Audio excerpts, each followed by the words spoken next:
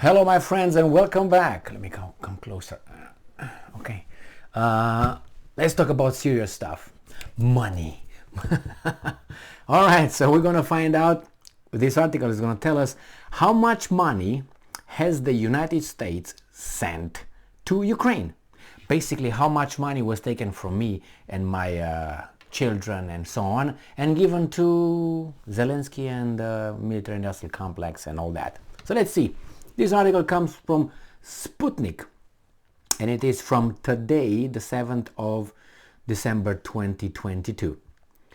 The United States government has rolled out several sizable financial packages since February, allocating vast sums of money towards supporting Kiev in its fight against Russia.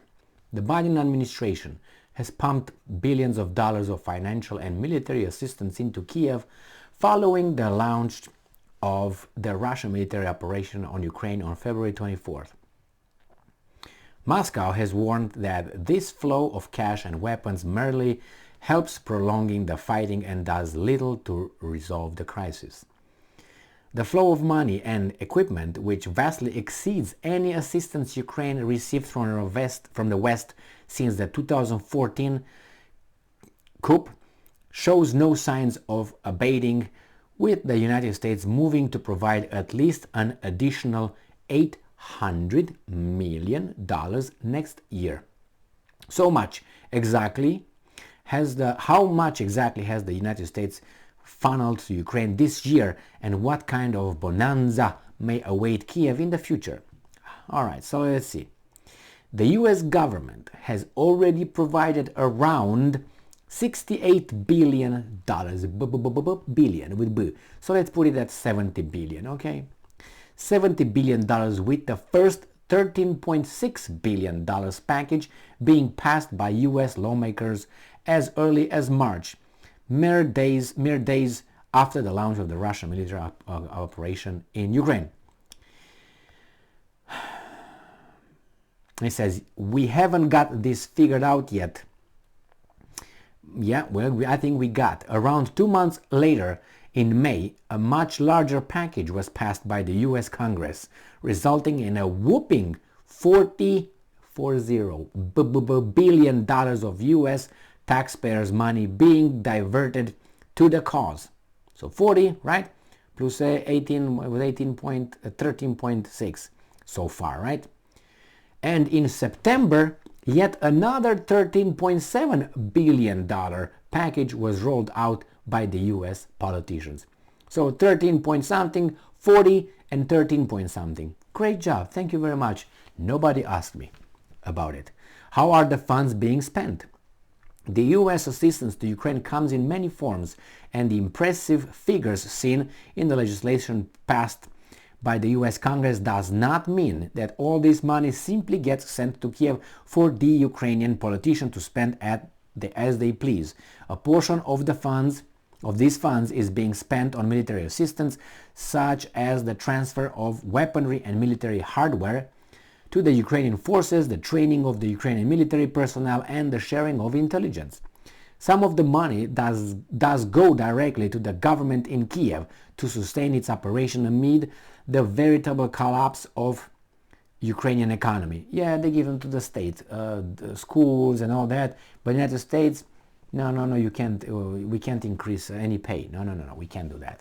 So, a portion of the aid is also directed to US government operations related to the Ukrainian crisis, and some money also supposedly goes towards humanitarian issues. Supposedly, did you hear? That's why this is a Russian media outlet. So how much does the US intend to spend on Ukraine in the future? Last month, the Biden administration requested an additional $37.7 billion for Ukraine from the US Congress, with the package including funds for more weapons and gear for Kiev, as well as the money that would go directly to support the government in Kiev. However, at the rate the ongoing conflict in Ukraine continues to swallow all the money the White House throws at it, it seems rather likely that the US government will have to up the ante next year. Well, I'm always, not always, but I'm for helping people help themselves. And I'm going to use the Christian scriptures, the Bible. When Jesus Christ said, don't give someone fish if he's hungry. Teach him how to fish, and he will never go hungry again. So the same here. I mean, I'm for helping someone to, you can help someone, but he's going to take that help and turn it into something more productive and productive and productive. That's my approach. Sometimes you give money or you give help, you help someone without asking obviously anything, or that that's going to be a help that would be the end of it. You just give, okay, I'm going to give you this amount of money because you can't make it, you're going to be starving. I don't need it back. But in the meantime, I prolong the time that you can find a job. You know what I mean? Get the money next. I know that money, I will never see it back. That's not going to build him any value. It's going to just buy him time to not starve for a few months and keep looking for a job. If he's not looking for a job, there's not going to be a next one. Okay? He must look for jobs. I have to be certain that he's doing that. So I'm not just, okay, I mean, that's stupid doing that, obviously, on my part, and he's an asshole in that case. Irresponsible individual. So here, you help, how these guys help Ukraine, to do what? To destroy the other ones? It's not about defending themselves. You defend yourselves and tell me, with all this support, any people came back to life? No. On the contrary, more people died. With all this support, people in Ukraine had or have now food? No. Any buildings, any apartment buildings were built? Any hospitals were built? Or more hospitals were blown up? Or more houses were blown up? Infrastructure was blown up? So look at it. I'm giving you money. What's the outcome? You're going to blow up Russia with the money they send over there. There's not going to be enough money to fight those guys. Why? Because all this that the West gives takes a little bit, I'm saying a little bit, from their people. If they would take everything from their people and they're going to starve their population, then we'll probably be able to fight Russia in such a way that you see something that will push Russians. But they can't do that. So they give here and there being, what, $70 billion, which, remember, that's a tenth of the US budget for a year. Military budget, I'm talking about. So how did it improve the Russians' life? More people died, more destruction, more hunger, more all that. And to do what? To defend themselves? Is that defending yourself? And you can't give more. You can't. Because if you give more, you're going to bankrupt your country. And you're going to be, you know what I mean? So it's a certain amount. You can't jump too much ahead. And with all this jump that you give, all this money that you give, is more destruction than solving anything. The Russians the same way. They employ this much.